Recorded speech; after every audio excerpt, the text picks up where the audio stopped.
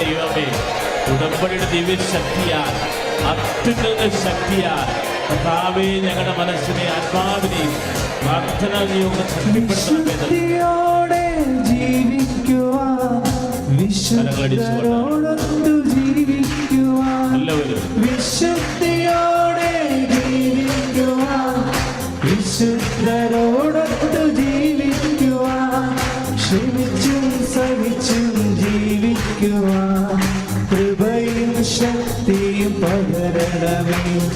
ക്ഷമിച്ചും സഹിച്ചും ജീവിക്കുവാൻ കൃപയും ശക്തിയും പകരണമേ.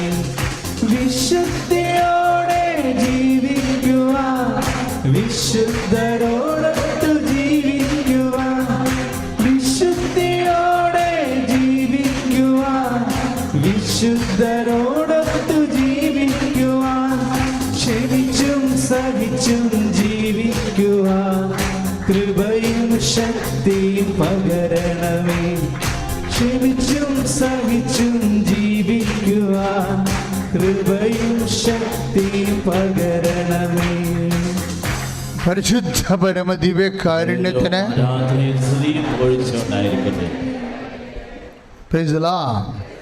ഇപ്പം നമ്മുടെ അനുഭവങ്ങൾ ആനുപാതികമായിട്ട് വളരണതിന് എന്താണൊരു അടിസ്ഥാന മാർഗം? നമ്മുടെ ദൈവാനുഭവങ്ങൾ ആനുപാതികമായിട്ട് വളരുന്നതിന് വേണ്ടിയുള്ള അടിസ്ഥാന മാർഗം എന്താണ്? ഈശോയെക്കുറിച്ചുള്ള അറിവുകളും ആനുപാതികമായിട്ട് വളരുകയാണ് ചെയ്യേണ്ടത്. ഈശോയെക്കുറിച്ചുള്ള അറിവുകൾ, അതാണ് ഈ അന്ധന്മാരോട് ഈശോ ചോദിക്കണത്. അന്ധന്മാരോട് മാത്രം എന്താ ചോദിക്കണത്? അതാണ് ചോദ്യം. ഞാൻ നിങ്ങൾക്ക് വേണ്ടി എന്ത് ചെയ്തു തരണമെന്നാണ് നിങ്ങൾ ആഗ്രഹിക്കുന്നത്? അതാണ് ചോദ്യം. അപ്പോൾ നിങ്ങൾ എന്ത് ചോദിച്ചാലും എനിക്ക് ചെയ്തു തരാൻ കഴിയുമെന്നല്ലേ എൻ്റെ അർത്ഥം? മനസ്സിലായില്ലേ? ഇപ്പം ജെറിക്കോയിലെ രണ്ടന്ധന്മാരോടും ജെറിക്കോയുടെ പുറത്ത് ബർത്തിമേയോസിനോടും കർത്താവ് ചോദിക്കുന്ന ഒരേ ഒരു ചോദ്യമാണ്. എന്താണ്? ഞാൻ നിങ്ങൾക്ക് വേണ്ടി എന്ത് ചെയ്തു തരണമെന്നാണ് നിങ്ങൾ ആഗ്രഹിക്കുന്നത്? എൻ്റെ അർത്ഥം എന്താണ്? നിങ്ങൾ എന്താഗ്രഹിച്ചാലും, പറഞ്ഞേ, ഒന്ന് ചിന്തിച്ച് നോക്കിയേ. നിങ്ങൾ എന്താഗ്രഹിച്ചാലും എനിക്ക് നിങ്ങൾക്ക് ചെയ്തു തരാൻ കഴിയും. കൈയടിച്ച് കർത്താവ്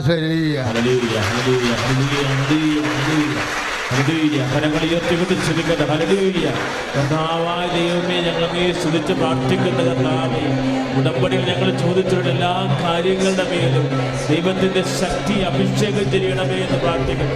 ഹല്ലേലൂയ, ഹല്ലേലൂയ, ഹല്ലേലൂയ, ഹല്ലേലൂയ. യേശുവേ, യേശുവേ, യേശുവേ. അപ്പോൾ മത്തായി ശ്ലീഹായുടെ സുവിശേഷം 20-ാം അധ്യായം 32-ാം വാക്യം മറന്നു പോകരുത്. രണ്ടന്ധരോട് കർത്താവ് ചോദിക്കുന്നതാണ്. അതുപോലെ തന്നെ മർക്കോസ് എൻ്റെ 10-ാം അധ്യായം 51-ാം വാക്യവും മറന്നു പോകരുത്. രണ്ടും ഒറ്റ ചോദ്യമാണ്. രണ്ടും അന്ധരോട് ചോദിക്കുന്നതാണ്. എന്താണ്? ഞാൻ നിങ്ങൾക്ക് എന്ത് ചെയ്തു തരണമെന്നാണ് നിങ്ങൾ ആഗ്രഹിക്കുന്നത്? അപ്പം അതിൻ്റെ അർത്ഥം എന്താണ്?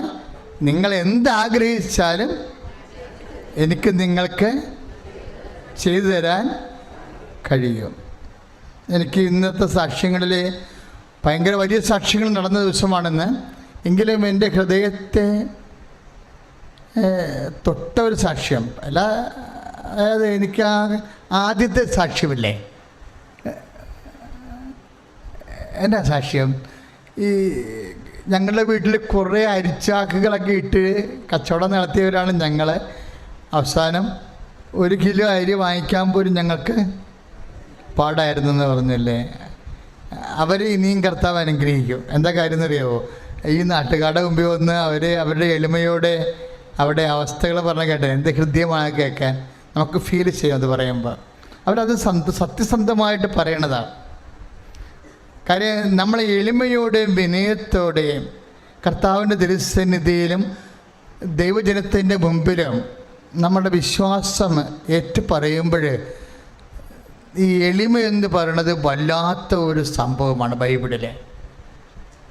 ഇപ്പം യാക്കോബ് 4:4 പറയണില്ലേ, 4:6 കർത്താവ് എളിമയുള്ളവന് കൃപ കൊടുക്കും. എളിമയുള്ളവന് കൃപ കൊടുക്കും. എളിമ എപ്പോഴും നമ്മൾ ശ്രദ്ധിക്കണം. അതായത് അപ്പോൾ എനിക്കങ്ങനെയാണ് ആ സാക്ഷ്യം കേട്ടപ്പോൾ എനിക്ക് ഫീൽ ചെയ്തത്. എന്നിട്ട് ഇവരെ എന്നാ സംഭവിക്കണമെന്ന് വെച്ച് കഴിഞ്ഞാൽ അവരുടെ ജീവിതത്തിൽ ഒന്നുമില്ല, 0 ആയിപ്പോയി. അതെ, ഒരുമാതിരിപ്പെട്ട ജീവിക്കാൻ പച്ചപ്പുണ്ടായ ആൾക്കാർ പിന്നെ 0 ആയിക്കഴിഞ്ഞാൽ അവർക്ക് സഹിക്കാൻ പറ്റത്തില്ല. അതിൻ്റെ ഒരു ഇമോഷണൽ ബാക്ക്ഗ്രൗണ്ട് വല്ലാത്ത പെയിൻഫുള്ളാണ്. അത്യാവശ്യം മര്യാദ ജീവിച്ചിട്ടതിന് ശേഷമേ എല്ലാം തകർന്ന് തരിപ്പണമായിട്ട് പിന്നെ 0 വരുമ്പോഴേ നമുക്ക് പിടിവിട്ട് പോകും. നമ്മുടെ അത്ര ഒരു സാക്ഷ്യമാണ്. പിന്നെ അങ്ങനെ പിടിവിട്ട് പോകുമ്പോൾ അവരുടെ പിടി എന്താ? ആരോ കൂട്ടുകാരികൾ പറഞ്ഞു, കൃപാസനത്തിൽ മാതാവുണ്ട്, അവിടെ വന്ന് പറഞ്ഞാൽ എന്തെങ്കിലും സമാധാനം ഉണ്ടാകും. അപ്പം അവർ ഇല്ലാത്ത അപ്പം ആ ചട്ടായി അവസാനം ലോട്ടറി ടിക്കറ്റ് വാങ്ങിച്ച് നിരത്തിപ്പോയിരിക്കുന്ന ഒരു കാഴ്ചയില്ലേ ഇല്ലേ? അപ്പം ആദ്യം ആ ബിസിനസ്സാണെങ്കിൽ കുഴപ്പമില്ല. ഇവർ കുറേ വലിയ കച്ചവടമൊക്കെ ചെയ്തിട്ടാണ് അവസാനം കുറഞ്ഞ് വന്ന അവസാനം തെരുവിലായിപ്പോയി. അപ്പം അത് അപ്പോഴേ വൈഫ് എന്ന രീതിയിൽ അവർ ചെറുപ്പമല്ലേ, അവർക്കും കുഞ്ഞിനും അത് അപ്പായി ഇങ്ങനെ ലോട്ടറി ടിക്കറ്റും കൊണ്ട് ഇത്രയൊക്കെ നന്നായിട്ട് ജീവിച്ചിട്ട് അവസാനം എല്ലാം തേച്ച് മുടിഞ്ഞ് കഴുകിപ്പോയി അവസാനം നിരത്തിൽ പോകുമ്പോൾ സങ്കടമുണ്ട്. അങ്ങനെ സങ്കടത്തിൻ്റെ തീരത്ത് ഇരിക്കുന്ന സമയത്താണ് അവരെ വിളിക്കണത്. ആര്? കൃപാസനത്തിലെ അമ്മ എല്ലാവരെയും അനുഗ്രഹിക്കുന്നുണ്ടെന്നും പറഞ്ഞ് വിളിക്കുക. ഇപ്പം പയ്യാവൂരിന്നൊക്കെ അമ്മ കണ്ണൂരിന്ന് അവർ പറയാൻ കേട്ടില്ലേ, എൻ്റെ വീട് കണ്ണൂരിൽ നിന്ന് പിന്നെയും അകലെയാണ്, പയ്യാവൂരാണെന്നൊക്കെ പറയണില്ലേ, 50 കിലോമീറ്റർ പിന്നെ അകലെയാണെന്നാണ് പറയണത്. അവിടെ നിന്നാണ് 7 മാസം അടുപ്പിച്ച് മുടങ്ങാതെ വരണത്. എന്തിനാ വരണത്? അവിടെ ഉള്ളിൽ കർത്താവ് ഒരു ബോധ്യം കൊടുത്തിട്ടുണ്ട്. എങ്ങനെയായാലും 3-4 രൂപ എങ്കിലും ചിലവാകും അവിടെ നിന്ന് ഇവിടെ വരുമ്പോൾ. അവർക്ക് ഉള്ളിലൊരു ബോധ്യം കൊടുത്തിട്ടുണ്ട്, കർത്താവ് എന്നെ പരീക്ഷയുടെ കാലം കഴിയുമ്പോൾ എൻ്റെ വിശ്വാസത്തിന് കർത്താവ് മറുപടി പറയുമെന്ന്. ദൈവപൈതലേ, എൻ്റെയും നിൻ്റെയും പരീക്ഷയുടെ കാലം കഴിയുമ്പോൾ കർത്താവ് നമ്മുടെ വിശ്വാസത്തിന് മറുപടി പറഞ്ഞില്ലെങ്കിൽ കർത്താവ് ഉയർത്തന്നിട്ടില്ലെന്ന് എൻ്റെ അർത്ഥം. പറഞ്ഞ മനസ്സിലായില്ലേ? എന്താ കാര്യമെന്നറിയാവോ? ദൈവത്തിൻ്റെ സത്യസന്ധതയിലാണ് നമ്മൾ വിശ്വസിക്കണത്. പ്രൈസ് ദ ലോർഡ്, ഹല്ലേലൂയ. ഈ കണ്ട സാക്ഷ്യങ്ങളെല്ലാം ആൾക്കാർ പറയണ എന്താ? അവിടെ വിശ്വാസത്തിന് ദൈവം കൊടുത്ത മറുപടിയാണ്. അവിടെ വിശ്വാസത്തിന് ഇപ്പം കണ്ണൂർക്കാരത്തിൽ എന്താ പറഞ്ഞത്? എൻ്റെ കൂടെ കുറേ ആൾക്കാരുണ്ടായിരുന്നു. ഇപ്പം പയ്യാവൂർ ചേച്ചി എന്ന സഹോദരി എന്നാ പറഞ്ഞത്? എൻ്റെ കൂടെ കുറേ ആൾക്കാരുണ്ടായിരുന്നു. ആരാണ്ട് കൃപാസനം പത്രവും തിന്ന് ദോശ ചുരുട്ട് തിന്നെന്ന് കേട്ടപ്പോൾ കുറേ ആൾക്കാർ ഉൾവലിഞ്ഞെന്ന് പറഞ്ഞു അല്ലേ? അതിൽ ഇല്ലേ? ആ സാക്ഷിയൊക്കെ എനിക്ക് ഭയങ്കര ഇഷ്ടപ്പെട്ടായിരുന്നു. എന്താ കാര്യം എന്നറിയാമോ? അത് വെറുതെ പിശാച് ഉണ്ടാക്കിയൊരു സാധനം. അങ്ങനെ സംഭവം നടന്നിട്ടില്ല. ഞങ്ങൾ ഈ അരൂര് മുതൽ ഇവിടെ ആലപ്പുഴ വരെയുള്ള എല്ലാ ആശുപത്രികളിലും വിവരാവകാശ പ്രകാരം കത്ത് കൊടുത്തിരിക്കുകയാണ് ഈ രോഗിനെ എവിടെ അഡ്മിറ്റ് ചെയ്തെന്നറിയാൻ വേണ്ടി. ഒരു മനുഷ്യനെ പോലും അഡ്മിറ്റ് ചെയ്തിട്ടില്ല. അങ്ങനൊരു അമ്മയുമില്ല, അങ്ങനൊരു കുഞ്ഞുമില്ല. വെറുതെ ഒരു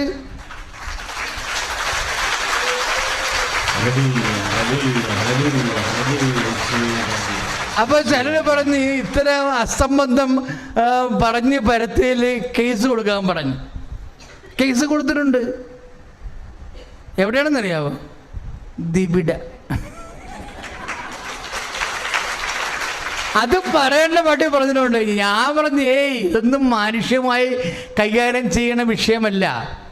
പിശാച് മനുഷ്യരുടെ രക്ഷയെ അട്ടിമറിക്കുമ്പോൾ അതിൽ കൊണ്ടുപോയി വല്ല പോലീസുകാർക്കും പരാതി കൊടുത്ത് എന്നാ കാണിക്കാനാ? പിശാച് ആത്മരക്ഷ അട്ടിമറിക്കുകയല്ലേ? അട്ടിമറിക്കുമ്പോൾ പിശാചിൻ്റെ തല തകർത്തവളുടെ അടുത്താണ് നമ്മൾ പരാതി പറയണത്. അത് കൃപാസനം പറഞ്ഞിട്ടുണ്ട്. ഹല്ലേലൂയ, ഹല്ലേലൂയ. ശ്രുതികട ഹല്ലേലൂയ. ഹല്ലേലൂയ, ഹല്ലേലൂയ, ഹല്ലേലൂയ, ഹല്ലേലൂയ, ഹല്ലേലൂയ, ഹല്ലേലൂയ. കരങ്ങൾ ഉയർത്തിക്കൊണ്ട് സ്തുതിക്കട്ടെ. കർത്താവേ, കൃപാസനത്തെ സമർപ്പിക്കുന്നു, കൃപാസനത്തിൽ വന്നു പോകുന്നവരെ സമർപ്പിക്കുന്നു, കൃപാസന ശുശ്രൂഷകളെ സമർപ്പിക്കുന്നു, എല്ലാ നേർച്ച വസ്തുക്കളെ സമർപ്പിക്കുന്നു, ഉടമ്പടി പ്രാർത്ഥനയെ സമർപ്പിക്കുന്നു. ദൈവത്തിന്റെ ശക്തി അഭിഷേകമാകട്ടെ എന്ന് പ്രാർത്ഥിക്കുന്നു. ഹല്ലേലൂയ, ഹല്ലേലൂയ, ഹല്ലേലൂയ, ഹല്ലേലൂയ, ഹല്ലേലൂയ, ഹല്ലേലൂയ, ഹല്ലേലൂയ. ആവേ മരിയ, കരങ്ങൾ വീശി ആവേ ആവേ ആവേ മരിയ, ആവേ ആവേ ആവേ മരിയ, ആവേ ആവേ ആവേ മരിയ. പരിശുദ്ധ പരമ ദിവ്യകാരുണ്യത്തിന്, ആരാധനയും സ്തുതിയും പുകഴ്ചയും. പരിശുദ്ധ പരമ ദിവ്യകാരുണ്യത്തിന് നേരവും ആരാധനയും സ്തുതിയും പുകഴ്ചയും ഉണ്ടായിരിക്കട്ടെ. അപ്പോൾ 2.5 മാസം, ഏപ്രിൽ മാസം ചെയ്ത ഉടമ്പടിയാണത്. 2.5 മാസം കാത്തിരുന്നപ്പോൾ ജൂലൈ മാസം വരെ കാത്തിരുന്നു. അപ്പോഴെന്നാ ചെയ്തത്? ഒരു ചേട്ടായി ഒരു കട കൊടുക്കാമെന്ന് പറഞ്ഞു. അതന്നെ സാക്ഷി അല്ലേ? അവർ കച്ചവടം അറിയാവുന്ന കൊണ്ട് ഒരു ചേട്ടായി കട കൊടുക്കാമെന്ന് പറഞ്ഞു. 7,000 രൂപയുടെ വാടക കട 2,500 രൂപ കൊടുക്കാമെന്ന് പറഞ്ഞു. കടയെടുത്തു. കടയെടുത്തപ്പോൾ എന്നാ പറ്റിയിരിക്കണത്? കടയിൽ സാധനങ്ങൾ വാങ്ങിച്ചു വെക്കാൻ കാശില്ല. പിന്നെ എന്താ ചെയ്യണത്? വന്ന് ഉടമ്പടി പുതുക്കും. പിന്നെ ചെയ്ത പരിപാടി എന്താണ്? ഉടമ്പടി പുതുക്കും. പുതുക്കിയിട്ട് അമ്മയോട് പറയും, അമ്മേ കട കിട്ടിയതിന് നന്ദി പറയണം, പക്ഷേ കാലണ അതിൻ്റെ സാധനം വാങ്ങിച്ചു വെക്കാനില്ല എന്ന് പറയും. ഉടമ്പടി പുതുക്കി ചെല്ലുമ്പോൾ ആദ്യം ഫോൺ വിളിച്ച ആൾ തന്നെ പറയും, നിങ്ങൾക്ക് എത്ര രൂപ വേണമെന്ന് ചോദിക്കും. എത്ര രൂപ വേണമെന്ന് ചോദിക്കും. ദാറ്റ് മീൻസ് എന്താണ്? അമ്മയുടെ കയ്യിൽ ഇതെല്ലാം ഉണ്ട്. നിങ്ങളെ കൂട്ടുകാരതാണ് തന്നത്, അളിയനാണ് തന്നത്, അയൽവാസിയാണ് തന്നത് എന്നൊന്നും പറയണ്ട. ഇതെല്ലാം അമ്മ നിങ്ങൾക്ക് കൈ കിട്ടാൻ പറ്റുന്ന രീതിയിൽ ഓരോരുത്തർ കൊടുത്ത് വെച്ചേക്കണതാണ്. അവരെ നിങ്ങൾ വിളിക്കാൻ പറയുമ്പോൾ നിങ്ങൾ വിളിക്കുന്നു, നിങ്ങളത് മുന്നോട്ട് കൊണ്ടുപോകാൻ അമ്മ ഉദ്ദേശിക്കുന്നുണ്ടെങ്കിൽ അത് നിങ്ങൾക്ക് തരപ്പെടുത്തി തരും. അപ്പോൾ എപ്പോഴും നിങ്ങൾ വിചാരിക്കേണ്ടത് എന്താ വെച്ചാൽ, അവിടെയിലുണ്ട് ഇവിടെ കയ്യിലുണ്ടെന്ന് തിരിക്കരുത്. അമ്മയുടെ കയ്യിലുണ്ട്. ഞാൻ ഉടമ്പടി ചെയ്തിരിക്കുന്നത് അമ്മയുടെ മധ്യസ്ഥത്തിലാണ്. അമ്മ അത് ഏൽപ്പിക്കേണ്ടവർ ഏൽപ്പിച്ചിട്ടുണ്ട്. അവരെ നമ്മൾ വിളിക്കാൻ നമ്മളോട് ആത്മാവ് പറയുമ്പോൾ നമ്മൾ വിളിക്കും, നമ്മൾക്ക് അവർ നമ്മളെ സഹായിക്കും. Praise the Lord, hallelujah. അപ്പോഴേ അച്ചിട്ട വിശ്വാസത്തിൽ തന്നെ പോകണം. അച്ചിട്ട വിശ്വാസത്തിൽ ജാഗ്രതയോടെ, വിശ്വാസം ജാഗ്രതയോടെ. അതാണ് ഒരു ടീച്ചർ സാക്ഷ്യം പറഞ്ഞില്ലേ, ലൂസിയ ടീച്ചർ സാക്ഷ്യം പറഞ്ഞ എന്താ? എൻ്റെ പേപ്പർ നോക്കിക്കൊണ്ടിരിക്കണമെന്ന് ആരും എന്നെ 3 മണിക്ക് വിളിച്ചെഴുന്നേപ്പിച്ചെന്ന് ഞാൻ കരഞ്ഞെഴുന്നിരുന്ന് പ്രാർത്ഥിച്ചെന്ന് പറഞ്ഞില്ല. നിൻ്റെ എഴുന്നേക്ക്, നിൻ്റെ പേപ്പർ നോക്കിക്കൊണ്ടിരിക്കണം. എനിക്കത് കേട്ടപ്പോൾ ഉണ്ടല്ല, വല്ലാതെ ഒരു ആന്തരിക തരിപ്പാണ് തോന്നിയത്. കാര്യം ഞാനിങ്ങനെ കുറേ അനുഭവിച്ചിട്ടുള്ളതാണ്. ഈ ദൈവം എന്ന് പറഞ്ഞത് സൂപ്പറാണ്. നമ്മൾ ദൈവത്തെ തന്നെ ഒപ്പിച്ച് ജീവിക്കണമെന്നേ ഉള്ളൂ. രാത്രി വിളിച്ചെഴുന്നേൽപ്പിക്കണേ, എടി എഴുന്നേരുന്ന് പ്രാർത്ഥിക്കുക, നിൻ്റെ പേപ്പർ നോക്കണ സമയമാണെന്ന്. ഇതിൻ്റെ അപ്പുറത്തെ കാര്യങ്ങൾ ദൈവം ചെയ്യും. എൻ്റെ അപ്പുറത്തെ കാര്യങ്ങൾ ചെയ്യും. അതായത് എൻ്റെ മക്കളെ, ഈ ഉടമ്പടി വരുമ്പോൾ എപ്പോഴും നമ്മൾ ശ്രദ്ധിക്കണമെന്നറിയാവുക, ഇത് നിങ്ങളെ ദൈവമായിട്ട് ഇൻറ്റിമേറ്റ് ആക്കുകയാണ്. നിങ്ങളത് ഫോർമാറ്റ് ഒന്ന് ഫോളോ ചെയ്താൽ മതി. കാര്യം അതിൽ കാച്ചി കുറുക്കി സത്യസന്ധമായി ഈ 4000 വർഷങ്ങൾ നോഹിൻ്റെ കാലം മുതൽ ഇന്ന് വരെ ദൈവവും അവൻ്റെ ജനതയും തമ്മിൽ ജീവിച്ചാത്മബന്ധത്തിൻ്റെ ഒരു ആത്മസ്പർശമുണ്ട്. അതാണ് ഈ ഉടമ്പടിയിലുള്ളത്. അതുകൊണ്ടാണ് ഇത് intimate. I will come with you എന്നല്ല പറയണത്. മോസസിനോടൊക്കെ എന്താ പറയണത്? നീ യുദ്ധം ചെയ്യണ്ട, ഞാൻ യുദ്ധം ചെയ്യാം, ഞാൻ നിൻ്റെ ജനത്തിൻ്റെയും കൂടെ വരാമെന്നാണ്. അത്ര ഇൻറ്റിമസിയാണ്. അതല്ല ടീച്ചർ ചുമക്കുന്നത്. നിയമാവർത്തനം 4:7 കോട്ട് ചെയ്തിട്ടാണ് അവർ ആ സാക്ഷ്യം അവസാനിക്കുന്നത്. നിയമാവർത്തനം 4:7 എന്താ പറയണത്? പ്രാർത്ഥിക്കുന്നവർക്ക് ഇത്രയും സമീപസ്ഥനായ ദൈവമുള്ള ശ്രേഷ്ഠ ഏത് ജനതയാണുള്ളത് എന്ന് ചോദിക്കണില്ലേ? ശ്രുതിയുടെ ഹല്ലേലൂയ, യേശുസ്തുതി, ഹല്ലേലൂയ, ഹല്ലേലൂയ. കരങ്ങൾ ഉയർത്തിക്കൊണ്ട് സ്തുതിക്കട്ടെ. ഹല്ലേലൂയ. കർത്താവായ ദൈവമേ, ദൈവത്തെ ആശ്രയിക്കുന്നവർക്ക്, അവിടുത്തെ പദ്ധതിയിൽ വിധിക്കപ്പെട്ടവർക്ക് സമസ്തവും നന്മയായി പരിണമിക്കുന്ന ദൈവം അടുത്തുള്ള ശ്രേഷ്ഠ ജനതയാണല്ലോ ഞങ്ങളുടെ എല്ലാ നിയോഗങ്ങളും സമർപ്പിക്കുന്നു. എൻ്റെ പേര് എവ്ലിൻ. ഞാൻ വരുന്നത് ആലപ്പുഴ ജില്ലയിലെ ചേർത്തലയിൽ നിന്നാണ്. ഞാൻ ആദ്യമായിട്ട് ഉടമ്പടി എടുക്കുന്നത് 2023 ഫെബ്രുവരി മാസം 16-ാം തീയതിയാണ്. ഞാൻ +2 കഴിഞ്ഞിട്ട് ജർമ്മൻ ലാംഗ്വേജ് പഠിക്കാനായിട്ട് കോട്ടയം പാല എലിസബത്ത് ഇൻ്റർനാഷണൽ അക്കാഡമിയിൽ ചേർന്നിരുന്നു. 8 മാസത്തെ കോഴ്സായിരുന്നു. പക്ഷെ പഠിക്കാൻ പോകുന്ന ടൈമിലാണെങ്കിലും എനിക്ക് പെട്ടെന്ന് പാസ്സാവണമെന്നോ അല്ലെങ്കിൽ എക്സാം ആദ്യത്തെ അറ്റംപ്റ്റിൽ തന്നെ എഴുതിയെടുക്കണമെന്നുള്ള ചിന്തയൊന്നും ഇല്ലായിരുന്നു. എല്ലാവരും പഠിക്കാൻ പോകുന്നത് പോലെ ഞാനും പോയി. അങ്ങനെ അവിടെ ചെന്ന് പഠിച്ചു. പഠിപ്പിക്കുന്ന കാര്യങ്ങൾ ഞാൻ അന്നു തന്നെ പഠിച്ച് കംപ്ലീറ്റ് ചെയ്യുമായിരുന്നു. അങ്ങനെ 8 മാസം കഴിഞ്ഞ് എക്സാമിൻ്റെ ടൈം ആയപ്പോഴത്തേക്കും, അതായത് 2024 ഫെബ്രുവരിയിലാണ് ഞാൻ ആദ്യമായിട്ട് എക്സാമിനായിട്ട് അപ്ലൈ ചെയ്യുന്നത്. ഞാൻ കൊച്ചിയിലും ട്രിവാൻഡ്രത്തും മാറ്റി ഞാൻ മെയിൽ അയച്ചുകൊണ്ടിരുന്നു. പക്ഷേ എനിക്ക് മാത്രം കിട്ടുന്നുണ്ടായില്ല. എൻ്റെ കൂടെയുള്ള എല്ലാ ഫ്രണ്ട്സിനും അവർ ആദ്യത്തെ വെച്ചപ്പോൾ തന്നെ അവർക്ക് എല്ലാവർക്കും റിപ്ലൈ മെയിൽ വന്നു, ഡേറ്റ് കിട്ടി.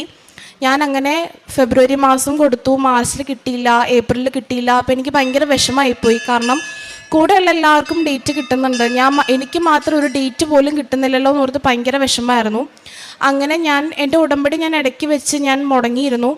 ഞാനത് ഇവിടെ വന്ന് ഉടമ്പടി എടുക്കുന്ന കാര്യത്തിൽ എനിക്ക് പിന്നീട് പേടിയായിരുന്നു. എനിക്ക് കറക്റ്റായിട്ട് പാലിക്കാൻ പറ്റുമോ ഇല്ലയോ എന്നൊക്കെ ഓർത്തിട്ട് എനിക്ക് നല്ല പേടിയായിരുന്നു. ഞാനങ്ങനെ എൻ്റെ അമ്മയോട് ഈ ഒരു കാര്യം പറഞ്ഞപ്പോഴത്തേക്ക് അമ്മ പറഞ്ഞു, നീ സാരമില്ല, വിഷമിക്കണ്ട, നീ കൃപാസനത്തിൽ പോയി മാതാവിനോട് ക്ഷമ പറഞ്ഞ് കുമ്പസാരിച്ച് ക്ഷമ പറഞ്ഞിട്ട് നീ ഒന്നുകൂടെ ഉടമ്പടി പുതുക്കാൻ പറഞ്ഞു. ഞാൻ അങ്ങനെ ഒന്നുകൂടെ വന്ന് ഉടമ്പടി പുതുക്കി കഴിഞ്ഞിട്ട് എനിക്ക് 2 ആഴ്ച കഴിഞ്ഞപ്പോഴത്തേക്കും എനിക്ക് ജൂണിലോട്ട് എൻ്റെ ഡേറ്റ് കിട്ടി. ജൂൺ ഡൽഹിയിലോട്ടായിരുന്നു എനിക്ക് ഡേറ്റ് കിട്ടിയത്. ജൂൺ 3-നും ജൂൺ 5-നും ആയിരുന്നു എനിക്ക് ഡേറ്റ് കിട്ടിയത്. 4 മൊഡ്യൂൾസ് ആയിരുന്നു എക്സാമിനുണ്ടായിരുന്നത്. അപ്പോൾ 2 മൊഡ്യൂൾസായിട്ട്, അതായത് 2 ദിവസമായിട്ട് 4 മൊഡ്യൂൾസ് എനിക്ക് എക്സാമിന് ഡേറ്റ് കിട്ടി. അങ്ങനെ ഞാൻ ഒരുപാട് ആഗ്രഹിച്ച് കഷ്ടപ്പെട്ട് കിട്ടിയ ഡേറ്റ് ആയതുകൊണ്ട് തന്നെ എനിക്ക് ആദ്യത്തെ അറ്റംപ്റ്റിൽ തന്നെ പാസ്സാവണം എന്നുള്ള ഭയങ്കര ആഗ്രഹം എനിക്കുണ്ടായിരുന്നു. അപ്പം ഞാൻ എല്ലാ ദിവസവും അച്ഛൻ്റെ ടോക്കുകൾ രാവിലെ കേൾക്കാൻ തുടങ്ങി. അതുപോലെ തന്നെ അച്ഛൻ്റെ ധ്യാനങ്ങൾ ഞാൻ എല്ലാ ദിവസവും പറ്റുന്നത്രയും മണിക്കൂർ ഞാനത് വീണ്ടും ആവർത്തിച്ച് കേൾക്കാൻ തുടങ്ങി. സാക്ഷ്യങ്ങളാണെങ്കിലും യൂട്യൂബ് വഴി ഞാൻ കേൾക്കാൻ തുടങ്ങി. പിന്നെ അമ്മയുടെ പ്രാർത്ഥനകൾ രാവിലെയും രാത്രിയും ഞാൻ എത്ര വൈകിയെന്ന് പറഞ്ഞു കഴിഞ്ഞാൽ രാത്രി ഞാനത് 2 തവണയിലും പ്രാർത്ഥിക്കാതെ ഞാൻ ഉറങ്ങില്ല. അതിൻ്റെ ഒരു ഡെയിലി റൊട്ടീൻ പോലെയായിരുന്നു എല്ലാ കാര്യങ്ങളും. പ്രാർത്ഥനയാണെങ്കിലും ഇത്ര ടൈം പ്രാർത്ഥന, ഇത്ര ടൈം പഠിത്തം എന്നുള്ളൊരു ഡെയിലി റൊട്ടീൻ പോലെ എല്ലാ കാര്യങ്ങളും എനിക്ക് വളരെ സിമ്പിളായിട്ട് എനിക്കെല്ലാം മാനേജ് ചെയ്യാൻ പറ്റി. അതുപോലെ തന്നെ ഞാൻ എല്ലാ ദിവസവും വചനം എഴുതിയും പ്രാർത്ഥിക്കാറുണ്ടായിരുന്നു. അങ്ങനെ ഞാൻ എക്സാം എഴുതാനായിട്ട് പോയി. എക്സാം എഴുതി കഴിഞ്ഞിട്ട് എനിക്ക് വലിയ ടെൻഷൻസ് ഒന്നും എനിക്കുണ്ടായില്ല. അതായത് എല്ലാം എൻ്റെ മൈൻഡിൽ ഇങ്ങനെ പെട്ടെന്ന് തന്നെ സ്പീക്കിങ്ങിൻ്റെ ടൈമിലാണെങ്കിലും ഓരോ കാര്യങ്ങൾ തന്നെത്താനെ ഇങ്ങനെ വന്നുകൊണ്ടിരിക്കുമായിരുന്നു. വായിൽ കണ്ടിന്യൂസ് ആയിട്ട് മലയാളം പറയുന്ന പോലെ തന്നെ ജർമ്മൻ ലാംഗ്വേജ് വന്നുകൊണ്ടിരിക്കുമായിരുന്നു. അപ്പം ഞാൻ അറ്റൻഡ് ചെയ്ത് കഴിഞ്ഞപ്പോഴാണ് എനിക്ക് കിട്ടും എന്നുള്ളതിൽ ഭയങ്കര പ്രതീക്ഷയില്ല. എന്നാൽ തീരെ കിട്ടില്ല എന്നുള്ളൊരിതും ഇല്ലായിരുന്നു.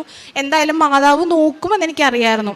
അങ്ങനെ എൻ്റെ ജൂലൈയിൽ റിസൾട്ട് വന്നപ്പോഴത്തേക്ക് ആദ്യത്തെ അറ്റംപ്റ്റിൽ തന്നെ എനിക്ക് 3 മൊഡ്യൂൾസ് പാസ്സാവാനായിട്ട് പറ്റി. എൻ്റെ കൂട്ടത്തിൽ ഞാൻ എക്സാം എഴുതാൻ പോയപ്പോഴത്തേക്ക് 4 പേര് വന്നായിരുന്നു. ഈ 4 പേർക്കും കിട്ടിയില്ല. എനിക്ക് മാത്രമാണ് ഈ 3 മൊഡ്യൂൾസ് ആദ്യത്തെ അറ്റംപ്റ്റിൽ തന്നെ പാസ്സാവാൻ പറ്റിയത്. അങ്ങനെ ഞാൻ ആ 3 മൊഡ്യൂൾസ് വെച്ചിട്ട് പ്രോസസ്സിങ് സ്റ്റാർട്ട് ചെയ്ത് കഴിഞ്ഞിട്ട് എനിക്ക് ഇൻ്റർവ്യൂ ഉണ്ടായിരുന്നു. ആദ്യമേ നമുക്ക് ക്ലയൻറ്റ്സ് ആയിട്ടുള്ള ഇൻ്റർവ്യൂ ആയിരുന്നു. അതെനിക്ക് വെച്ചപ്പോഴത്തേക്കും എനിക്ക് ഇൻ്റർവ്യൂവിൻ്റെ ടൈമിൽ ടെൻഷൻസ് ഉണ്ടായിരുന്നു. പക്ഷെ എന്നാലും ഉള്ളിൽ എനിക്ക് അറിയാമായിരുന്നു, കാരണം ഇത്രയും കാര്യങ്ങൾ മാതാവ് എനിക്ക് നടത്തി തന്നിട്ടുണ്ടെങ്കിൽ എനിക്ക് ഉറപ്പായിട്ടും അതും എനിക്ക് തരുമെന്നുള്ളൊരു വിശ്വാസം എൻ്റെ മനസ്സിലുള്ളത് കൊണ്ടിട്ട് തന്നെ ഞാൻ എക്സാമിന് പോകുന്ന ടൈമിലാണെങ്കിലും എൻ്റെ 2 കൈയിലും ഞാൻ ഉടമ്പടി തൈലം വെച്ച് കുരിശ് വരച്ച് വിശ്വാസപ്രമാണം ഉരുവിട്ട് ചൊല്ലി, അതുപോലെ തന്നെ ഞാൻ 2 തുള്ളി തേൻ കഴിച്ചിട്ടാണ് ഞാൻ എക്സാമിന് പോയതും. അതുപോലെ തന്നെ ഉടമ്പടി കാശുരൂപം എൻ്റെ മാലയിൽ ലോക്കറ്റായിട്ട് ഇട്ടിട്ടാണ് ഞാനിത് കൊണ്ടുപോയത്. ഇത് കൊണ്ടുപോകാൻ പാടില്ല, പക്ഷെ എന്നാലും എൻ്റെ മാലയിൽ ലോക്കറ്റായിട്ട് ഇട്ടുകൊണ്ടിട്ടാൻ അവരൊന്നും പറഞ്ഞില്ല. അങ്ങനെ ഞാൻ എൻ്റെ ഇൻ്റർവ്യൂ അറ്റൻഡ് ചെയ്തു. ഞാൻ എങ്ങനെയാണോ മലയാളം സംസാരിക്കുന്നത് അതുപോലെ തന്നെ എനിക്ക് വളരെ ക്ലിയർ ആയിട്ട് എനിക്ക് ജർമ്മൻസിനോട് എനിക്ക് സംസാരിക്കാനായിട്ട് പറ്റി. അവർ ചോദിച്ച എല്ലാ ക്വസ്റ്റ്യൻസ് എനിക്ക് മനസ്സിലായി. നല്ലപോലെ എനിക്ക് ആൻസേഴ്സ് പറയാൻ പറ്റി. അങ്ങനെ എനിക്ക് റിസൾട്ട് വന്നപ്പോഴേക്കും ഞാൻ അതിൽ പാസ്സായി. അതിനുശേഷം ഞാൻ പോയൊരു മൊഡ്യൂളിൽ ബാംഗ്ലൂർ ഡേറ്റ് എടുത്തിരുന്നു. അപ്പോൾ ഈ ബാംഗ്ലൂർ ഡേറ്റ് എടുത്തതിൻ്റെ പിറ്റേ ദിവസമായിട്ട് തന്നെയാണ് എൻ്റെ രണ്ടാമത്തെ എംപ്ലോയേഴ്സ് ആയിട്ടുള്ള ഇൻ്റർവ്യൂ വന്നത്. അപ്പോൾ ഡേറ്റ് എടുത്തു, ബാംഗ്ലൂർ ചെന്ന് എഴുതി. പക്ഷേ അത് എഴുതിയപ്പോൾ തന്നെ എനിക്ക് മനസ്സിലായത് കിട്ടില്ല എന്ന് എനിക്ക് മനസ്സിലായി. കാരണം കിട്ടിയ ടോപ്പിക്സ് എളുപ്പമായിരുന്നു, പക്ഷെ എനിക്ക് അത്ര നല്ലോണം പ്രസൻറ്റ് ചെയ്യാനായിട്ട് പറ്റിയില്ല. അങ്ങനെ പക്ഷെ എനിക്കതിൽ വലിയ വിഷമമില്ലായിരുന്നു. കാരണം ഇത്രയും കാര്യങ്ങൾ ഞാൻ വിചാരിക്കാത്ത പോലെ എനിക്ക് നടത്തി തന്നുകൊണ്ടിട്ട് ആ ഒരു കാര്യത്തിൽ എനിക്ക് മാതാവിനെ കുറ്റപ്പെടുത്താൻ അല്ലെങ്കിൽ എന്താണെന്ന് ഇങ്ങനെ ചെയ്തതെന്ന് എനിക്ക് അങ്ങനെ ഒന്നും എനിക്കറിയാമായിരുന്നു. മാതാവ് എനിക്കത് തരുമെന്ന് നല്ല ഉറപ്പുള്ളതുകൊണ്ടിട്ട് തന്നെ എനിക്കതിൽ വലിയ വിഷമം ഉണ്ടായില്ല. ഞാൻ പിറ്റേ ദിവസം കോൺഫിഡൻ്റ് ആയിട്ട് തന്നെ ഞാൻ രണ്ടാമത്തെ എംപ്ലോയേഴ്സ് ആയിട്ടുള്ള ഇൻ്റർവ്യൂ അറ്റൻഡ് ചെയ്തു. അതിലെനിക്ക് ഇതേപോലെ തന്നെ നല്ലപോലെ എനിക്ക് സ്പീക്കപ്പ് ചെയ്യാൻ പറ്റി. ഞാൻ സംസാരിച്ചു. എനിക്ക് 2 ദിവസം കഴിഞ്ഞ് റിസൾട്ട് വന്നപ്പോഴത്തേക്ക് എനിക്ക് എൻ്റെ ഇൻ്റർവ്യൂ പാസ്സായി. പക്ഷെ എനിക്ക് എക്സാം ഞാൻ ഫെയിൽ ആയിപ്പോയായിരുന്നു 2 മാർക്കിന്.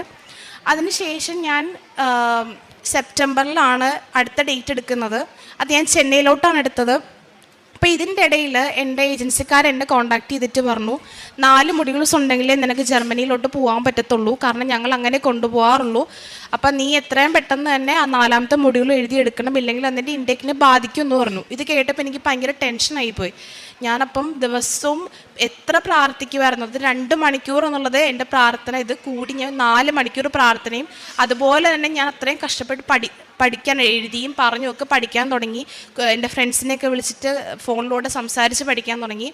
അങ്ങനെ ഞാൻ പോയി ചെന്നൈയിൽ എൻ്റെ അടുത്ത എക്സാം എഴുതിയപ്പോഴത്തേക്ക് എനിക്ക് ഭയങ്കര സന്തോഷമായിരുന്നു. കാരണം എൻ്റെ ഉള്ളിൽ നിന്ന് ഇങ്ങനെ ആൻസേഴ്സ് വന്നുകൊണ്ടിരിക്കും. അവർ ചോദിക്കുന്ന ചോദ്യമാണെങ്കിലും എനിക്കറിയില്ല, എൻ്റെ ഉള്ളിൽ നിന്ന് ഇങ്ങനെ വന്നുകൊണ്ടിരിക്കുമായിരുന്നു ആൻസേഴ്സ്. ഞാനത് ഭയങ്കര ഫ്ലോയിൽ തന്നെ എനിക്ക് മലയാളം പറയുന്ന പോലെ എനിക്ക് പറയാൻ പറ്റി.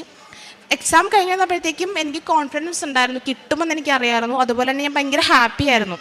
അങ്ങനെ റിസൾട്ട് വന്നു. 1 മാസം കഴിഞ്ഞ് റിസൾട്ട് വന്നപ്പോഴത്തേക്കും എനിക്ക് എൻ്റെ എക്സാം ബാക്കി 3 മൊഡ്യൂൾസ് പാസ്സായതിലും ഇരട്ടി മാർക്കോടെ, അതായത് 100-ൽ 81 മാർക്കോടെ എനിക്കത് പാസ്സാവാൻ പറ്റി.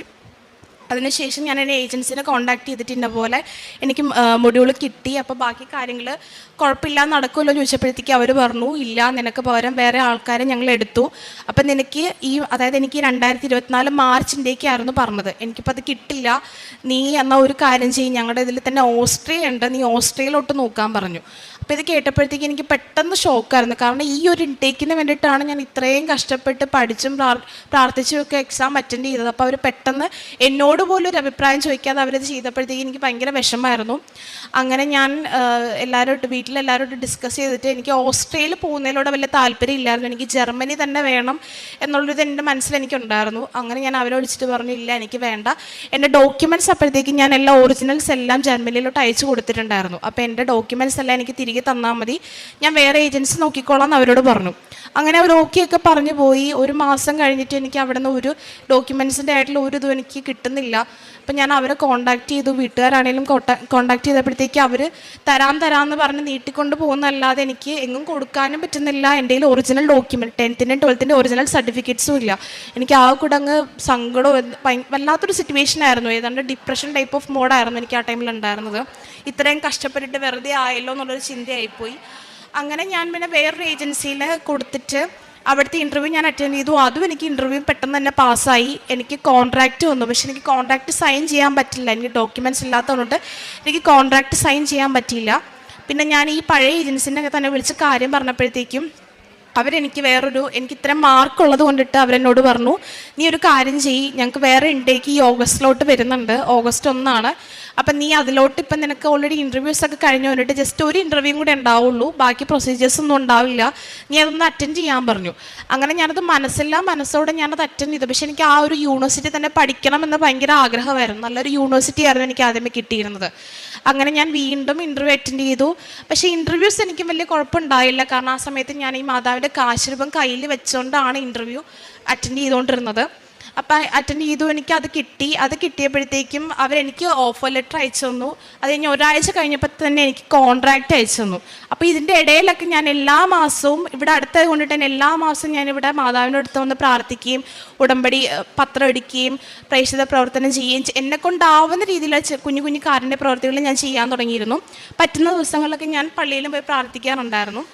അങ്ങനെ എനിക്ക് ഈ ഓഗസ്റ്റ് 1 ഇൻടേക്കിൽ ഞാൻ സെലക്റ്റായി. എനിക്ക് VFS അവർ തന്നെ എടുത്തു തന്നു. എനിക്ക് ഒന്നും അറിയേണ്ടി വന്നില്ല. എൻ്റെ ഫ്ലൈറ്റ് ടിക്കറ്റ് ഉൾപ്പെടെയുള്ള എല്ലാ കാര്യങ്ങളും എനിക്ക് എൻ്റെ യൂണിവേഴ്സിറ്റിയിൽ നിന്ന് തന്നെ എനിക്ക് ഫ്രീ ആയിട്ട് എനിക്ക് കിട്ടി.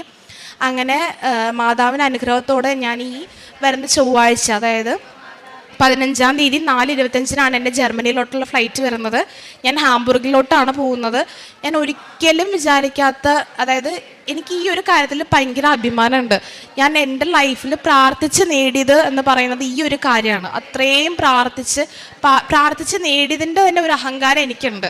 കാരണം എൻ്റെ കൂടെ മാതാവ് നിന്നതിൻ്റെ ഏറ്റവും വലിയൊരു അനുഗ്രഹമാണ് ഞാനിപ്പോൾ ഇവിടെ നിൽക്കുന്നത്. ഞാൻ ഒരിക്കലും വിചാരിച്ചിട്ടില്ല ഞാൻ ഇങ്ങനെ വന്ന് സാക്ഷ്യം പറയാൻ പറ്റും എന്ന്. ഞാൻ ഒരിക്കലും വിചാരിച്ചില്ല. പലരുടെ സാക്ഷ്യം കാണുമ്പോൾ ഞാൻ ആഗ്രഹിക്കാറുണ്ട് എനിക്ക് എന്നാണ് ഒന്ന് കയറി ഇങ്ങനെ ഇതേപോലെ എനിക്ക് പറയാൻ പറ്റുന്നതെന്ന് ഞാൻ ആലോചിച്ചിട്ടുണ്ട്.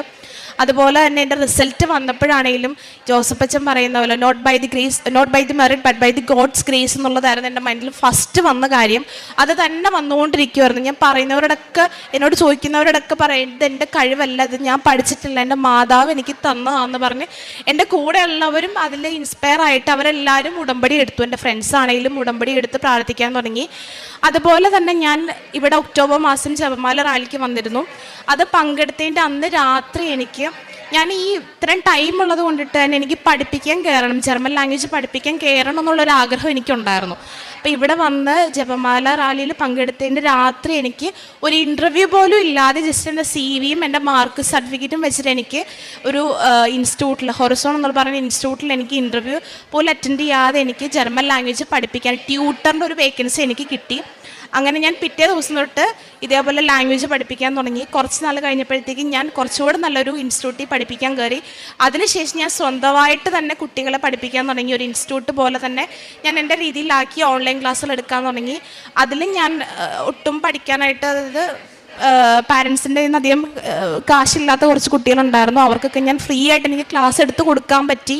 അങ്ങനെ ഒരുപാട് കാര്യങ്ങൾ, ഞാൻ ഒരിക്കലും എക്സ്പെക്റ്റ് ചെയ്യാത്ത ഒരുപാട് കാര്യങ്ങൾ എനിക്ക് ചെയ്യാൻ പറ്റി. അതിൽ നിന്ന് കിട്ടിയ വരുമാനത്തിൽ ഞാൻ പോകുന്ന എല്ലാ കാര്യങ്ങളും അപ്പനും അമ്മേനെയും ബുദ്ധിമുട്ടിപ്പിക്കാതെ സ്വന്തമായിട്ട് എനിക്ക് ചെയ്യാൻ പറ്റി. ഇത്രയും അനുഗ്രഹങ്ങൾ തന്ന മാതാവിനും ഈശോയ്ക്ക് 1000 നന്ദി.